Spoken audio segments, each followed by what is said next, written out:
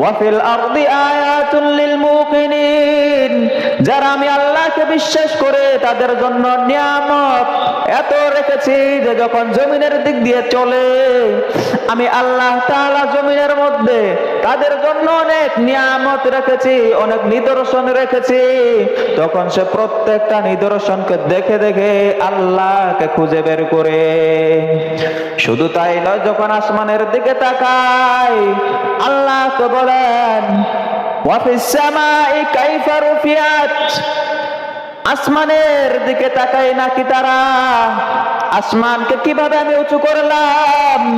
আফালাম ইয়ানজুরুনা ইলাস সামাই ফাওকাহুম কাইফা বানাইনাহা ওয়া যায়্যানাহা ওয়া মা লাহা মিন ফুতুর, তারা কি আসমানের দিকে তাকায় না কিভাবে আমি আল্লাহ তাআলা আসমানকে নির্মাণ করলাম।